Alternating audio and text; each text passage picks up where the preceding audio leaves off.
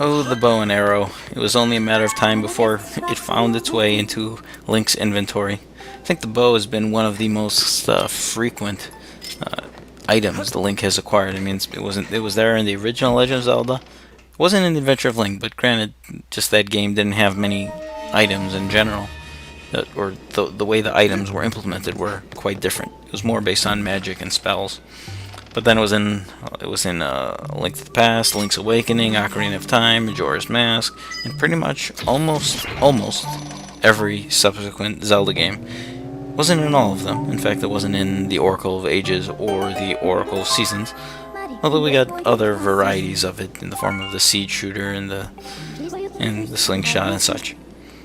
Anyway, head over to the main area of the deck, and you can shoot that little blue orb thing I shot moments ago, and this will reveal a time shift stone right here on the Sandship.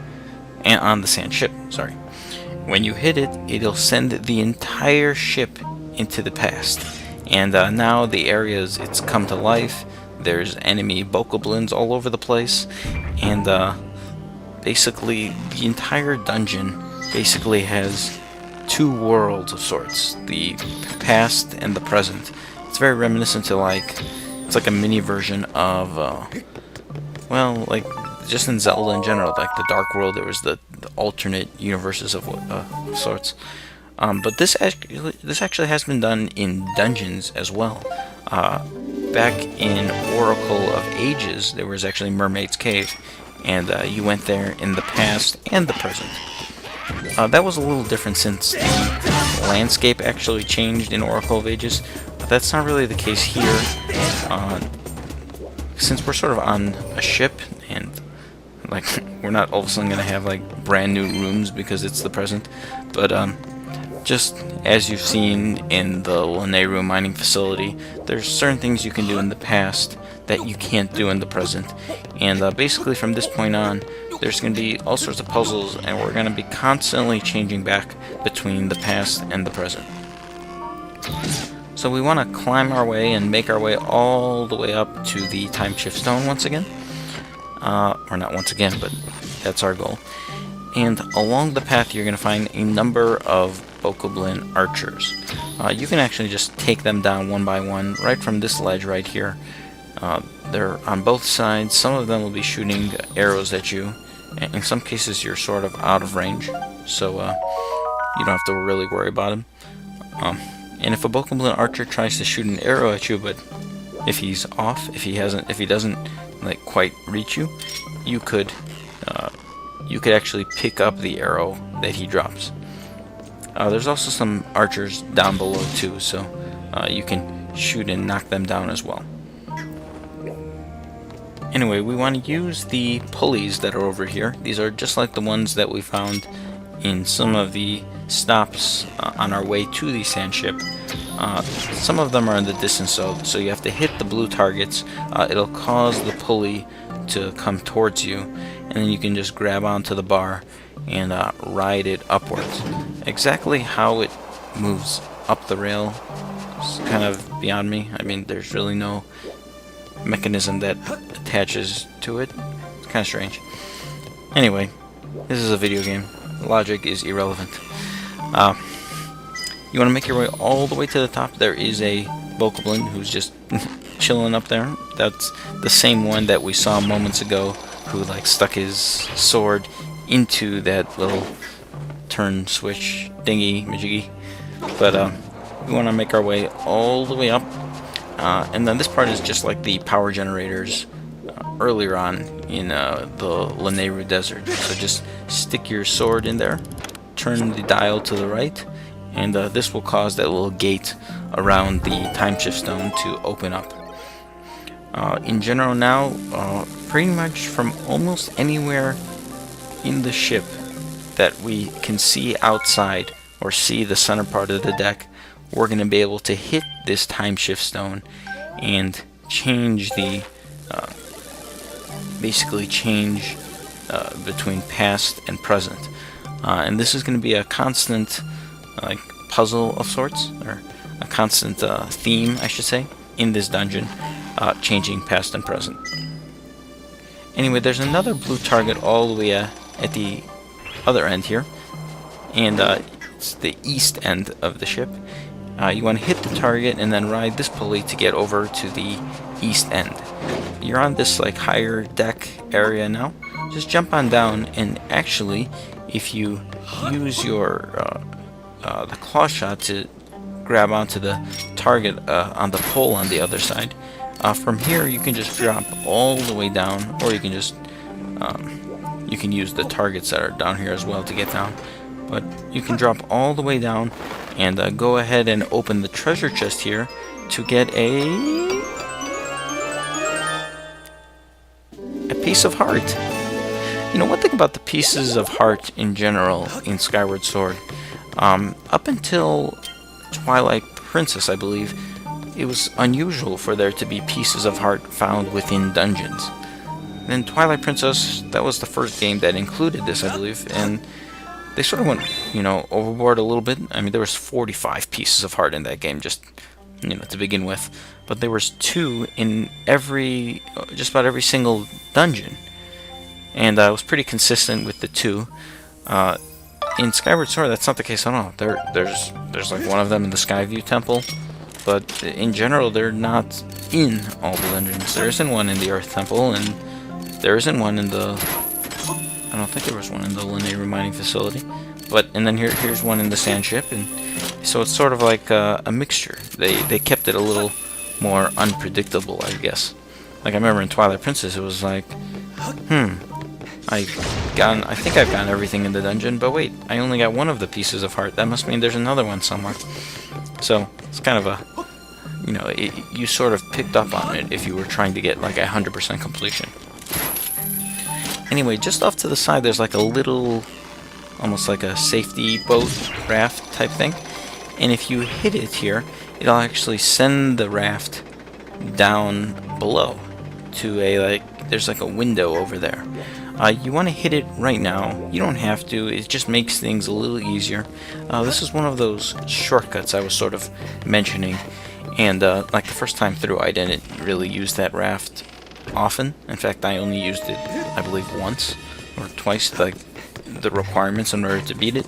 I didn't realize you can use that very frequently as a shortcut. So it was very often I was like just going up and down throughout the Sandship. Anyway, now that we're inside the Sandship and it is the past, there are some new Technoblins over here. So you want to defeat them. And in this particular area, there used to be this fencing that prevented you from coming in this direction. But now that you can reach this area, first and foremost, you want to get rid of the Technoblins. And if you notice there, you could use just two arrows from your bow to defeat these Technoblins. But anyway, Fi will mention, hey look, you can see the time shift stone from here, and you can see it through the bars here. So what you want to do is pull out your bow and aim right through the bars, through the grate, and hit the time shift stone from inside the ship. Now, what this will do is it'll cause the electricity to go away on the right side, but the bars will reappear on the left. However, that's not too important, since now we can go through to the next room, and we can get the dungeon map. Yay! After getting the dungeon map, go ahead and jump up and just grab onto the nearby bar, and this will lift the bars in this area. So again, this is more of what I was talking about, where, you know, it's like we weren't able to do much in this area, but we saw what we'd eventually be in this room. And now, you know, it's like as we progress, there's new areas we can discover within the areas we've already been. Anyway, over here there's like this fan that you can see through, and there's a blue target in the distance, and you can shoot an arrow through the fan and hit the target. Now if we came here during the past, that fan would be spinning and we wouldn't be able to shoot an arrow through it. So it's one of those things where this is one of those puzzles where if you came here in the present, or in the past, sorry, that area would be activated and you wouldn't be able to do anything. But in the present, it somehow works. So it's kind of cool. It makes you go to the past and present. Again, if you didn't know what you were doing initially, this would be a little more difficult. But since this is I've played this several times through already, I got it down. Anyway, you want to pull the box away, step on the tile switch, and from here you can shoot through to the next room, hitting the blue target and opening the adjacent door. While we could actually run on in and go through to that next room, there really isn't much to do just yet in that room. Instead, we want to run back to where we got the dungeon map, run back to the small adjacent room right here, and we want to hit the time shift stone once again to send the area back to the past. And since we're back in the past, everything is activated once again, and we can make it back to this area. You could just go through the second door on the left here of this hall, but I'm actually going to make my way all the way down to the floor below. If you recall, after we defeated all the Bokoblin when we were on the deck, our ancient robot friend, Skipper, he marked a spot on your map where his friends are being held captive. So you don't actually have to come down here, it's just, he marked it on your map with an X. So if you were playing this for the very first time, you would naturally, go along with that. But it's kind of optional, but they just give you a hint of what you need to do next. Over here there's a B-mouse, but now that we have the bow, we can actually just take aim and shoot at its eye with an arrow. It's kind of cool that there's like another different way to defeat the enemy. I've sort of mentioned this with a few different enemies already, but one thing I like about Skyward Sword in general is the fact that each of these enemies, or a lot of the enemies at least, they each do have unique ways of fighting them and defeating them. I mean, just this particular enemy, the B-mouse, we've already defeated it with our sword. You can just do a sword slash. You can stand back and do a skyward strike and do it like a horizontal slash. You can use your shield and do a shield bash, and now we have the arrow. So it's kind of cool. So I like that. That's different than a lot of previous Zelda games. Anyway, you can talk to the ancient robots, and they basically tell you that we have to go down to the engine room below, but he mentions that there are 2 power generators in the dungeon, and these power generators need to be activated. That'll activate the floor below, and this will allow us to get through the secret passage to reach the ancient robots. This is completely optional data. I mean, if you've played through, you can just go ahead and activate the power generators. I mean, talking to this ancient robot doesn't actually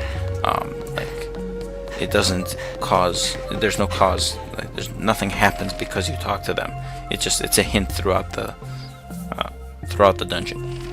Anyway, we want to make our way back up to the floor above, and as I said earlier in this video, you want to head through the door right here on the right. Here, it's the first door on the right if I'm heading in this direction.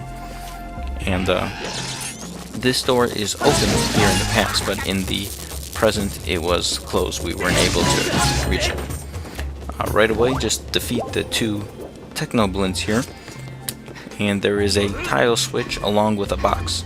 Naturally, you want to push the box onto the tile switch, and this will cause 2 of the windows within the Sandship to open up. The one on the side actually leads to the raft that we lowered down earlier, and the other one has a ladder that leads down to the area below. At this point, you can just climb out the first window, get onto the raft, and hit the blue target from here. Note, if you never raised if you never lowered the raft to begin with, you're gonna have to backtrack through the whole dungeon, come up top here, then you need to hit the time shift stone, and then use the raft afterwards to go back down. We previously could not access this room in the present, but now that we have the raft, now that we have that block sitting on top of that particular tile, we are able to use the raft to go through the window that is now open. Once we are here, just walk into the adjacent room. There's a few keys in this room, or thunder keys, so you want to defeat them with a few sword slashes. You could pull the lever if you'd like, and this will cause the room to open up. Now, if you look at your map, though, this is actually one of the rooms with the power generator. And if you also notice, there is some sunlight shining in from above. And conveniently, there's a barrel with arrows. Put all of that together, and it's another one of those times where you can aim your arrow through the grate and hit the time shift stone above, sending this area back to the past. Once you are in the past, before heading to the next room, right mouse, turn around, there you go. There's the power generator. So stick your sword in, turn the dial to the left, and go ahead and press A, and this will activate one of the sides, basically, of the bottom floor. If I will mention the obvious, the engine room is now operational, but there's another power generator. We want to head over to the hallway once again. You can just head through the door here once you unlock it. This was one of those locked doors that we previously weren't able to get through, but we just unlocked it from the other side. And this room, I unlocked it earlier by going to the adjacent room during the present and then shooting an arrow through the hole. But now that we're in the past, here is the power generator. So go ahead and turn the dial, and this will activate the second corridor of the engine room. And of course, if I will state the obvious, I can confirm the engine room is now fully operational. Oh really? Nice. So we're finally able to free the crew. We need to backtrack a couple rooms. Don't go straight ahead because there's going to be an electric wall that sort of prevents your path. Instead, go through the other door at the end of this hall, and from here head out the window on the left. This is going to lead to a door that leads to the engine room, and we are going to leave off this video there. So join me for the next video and we will head through the engine room. See you guys then.